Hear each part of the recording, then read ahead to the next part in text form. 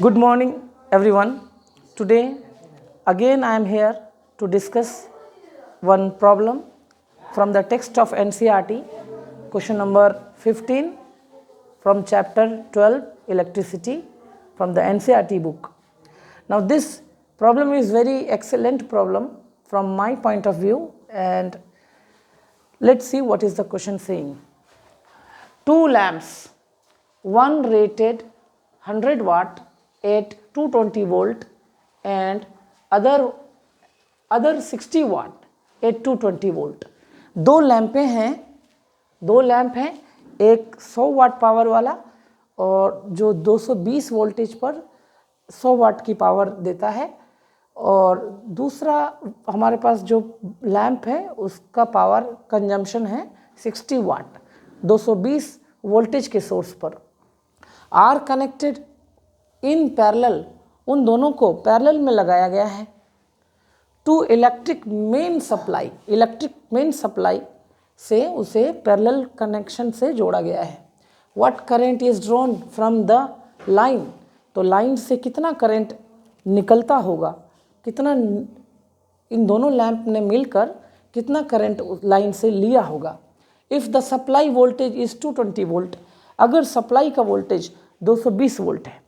Question बड़ा ही simple है कि हमारे पास दो लैंपें हैं, एक की पावर कंजम्पशन यानी कि पावर रेटिंग 100 वाट की है और उसका वोल्टेज 220 वोल्टेज पर, और दूसरा जो लैंप है उसकी पावर रेटिंग 60 वाट है 220 वोल्टेज पर सोर्स के।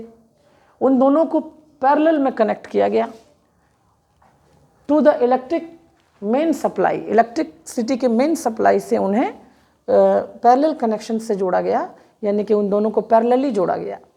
What current is drawn from the line, तो लाइन से कितना करंट ये दोनों मिलकर लेंगे।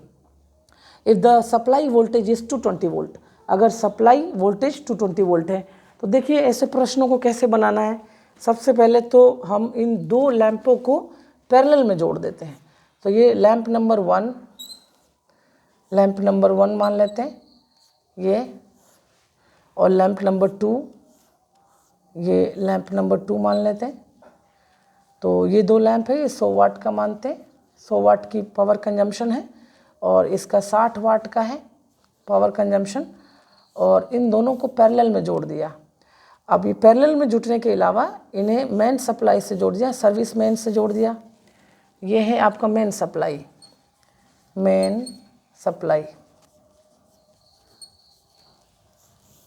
तो देखिए इसके दो मुंह हैं, इस वाले तार के दो मुंह, पहला इधर और दूसरा इधर, और नीचे वाले तार के भी दो मुंह, पहला इधर और दूसरा इधर। जब कभी ऐसा हो कि पहले मुंह एक साथ हो और अगले मुंह भी एक साथ हो तो ये दोनों पैरेलल में लगे हैं, क्योंकि पैरेलल का मतलब होता है कि पहले दो चीज़ें पैरेलल में तब लगी होगी जब दोनों के पहले मुंह एक साथ होंगे और अगले मुंह भी एक साथ होंगे, तो ये पैरेलल में है दोनों। इस सप्लाई का वोल्टेज 220 दिया गया है, सप्लाई 220 का है। हमें देखना है कि ये दोनों मिलके सर्किट में सब मेन लाइन से कितना करंट खींचता है, कितना करंट खींच रहा है। ठीक, अच्छा, और ये निकालना है।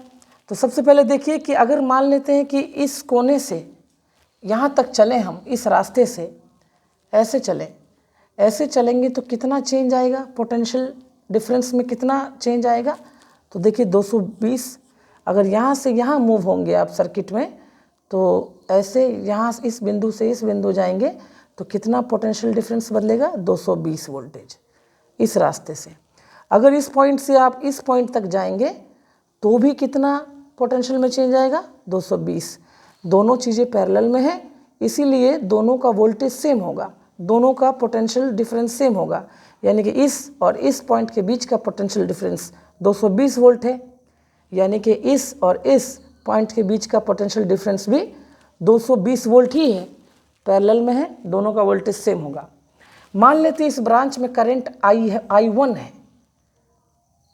और इस ब्रांच में करंट मान लेते हैं I2 है। तो इस ब्रांच में अगर करंट I1 है तो यहाँ से यहाँ तक ओम्स लॉ लगाते हैं। तो ओम्स लॉ क्या कहता है, ओम्स लॉ ओम्स लॉ कहता है V इक्वल टू IR।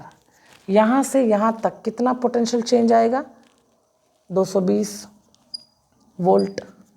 यहाँ से यहाँ तक कितना करंट पास हुआ, I1। यहाँ से यहाँ तक कितना रेजिस्टेंस है, तो रेजिस्टेंस हमें दिया नहीं गया है, पावर दी गई है। तो पावर दी गई है तो हमें यहाँ से रेजिस्टेंस हम निकाल लेते हैं। पावर का फॉर्मूला होता है power equal to I² R, और अगर यहाँ से हम रेजिस्टेंस निकालेंगे तो क्या आएगा, पावर बाई I²। ठीक, तो रेजिस्टेंस को हम लिख लेते हैं पावर बाई I1 का स्क्वायर। ठीक, तो एक I1 से एक I1 कट गया, और पावर कितना दिया है इस 100 वाट, 100 वाट रख दिए, और I1 नीचे बचा, और 220 वोल्टेज यहाँ है। तो I1 कितना आ गया, I1 है 100/220, कट के कितना आएगा, I1 आया 10/22 एम्पियर। तो इस सर्किट में करंट कितना है, 10/22 एम्पियर, इतना। अब नीचे वाले को हल करते हैं। यहाँ से अगर हम यहाँ चलते हैं इस रास्ते से, तो यहाँ से यहाँ अगर जाओगे तो पोटेंशियल में कितना चेंज आएगा, तो फिर से 220 वोल्ट का। फिर से इस ब्रांच में करंट हमने क्या माना, I2। इस यहाँ से इस ब्रांच में हम ओम्स लॉ लगाते हैं, तो लिखते हैं V इक्वल टू IR। यहाँ से यहाँ कितना पोटेंशियल चेंज आएगा, तो 220 वोल्ट। इस ब्रांच में कितना करंट है, तो I2। यहाँ से यहाँ का कितना रेजिस्टेंस है, नहीं मालूम है, तो पावर का फॉर्मूला यूज़ करते हैं। पावर होता है पावर बराबर I² R। तो R कैसे निकलेगा, R बराबर पावर इंटू I²। तो ये इस सर्किट में पावर कितना है, 60। तो पावर बाई I2 का स्क्वायर, एक I2 से एक I2 कट गया, तो 220 वोल्ट बराबर पावर कितना है, 60। I2 नहीं पता, I2 निकाल लेते हैं। I2 आया 60/220, एक से एक काट देते हैं।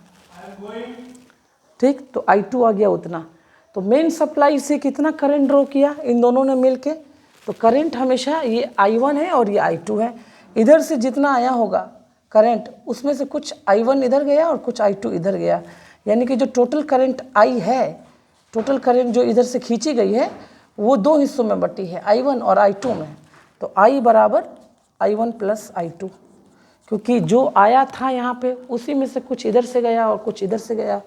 तो I बराबर I1 प्लस I2, तो I बराबर I1 कितना है, 10/22 एम्पियर, प्लस I2 कितना है, 6/22 एम्पियर, तो 10 एम्पियर। तो दोनों को जोड़ते हैं, 16/22 एम्पियर। तो करंट सर्किट से इन दोनों ने मिलके कितना मेन सप्लाई से ड्रॉ किया, 16/22 एम्पियर। कट कर लीजिए, कट करेंगे तो 8/11 एम्पियर। भाग लगाते हैं, 8/11 को भाग लगाते हैं, तो 11, 8 छोटा है तो 0 लगाएंगे तो पॉइंट, और 11 सत्ते 77, कितना बच गया, 3 0 लगाएंगे तो 11 दूना 22। फिर एक कदम और कर लेते हैं, इसको कितना बचा, 8, फिर से 7, ये। अब हमारे पास आंसर कितना है, 0.727 एम्पियर। अगर 2 डेसिमल प्लेस तक आंसर को रखना है तो ये नंबर 5 से बड़ा है, इसलिए इसको 1 बढ़ा देंगे, तो 0.73 एम्पियर अप्रोक्सीमेटली दोनों ने मिलके मेन सप्लाई से करंट को ड्रॉ किया है, मतलब लिया है। Thank you.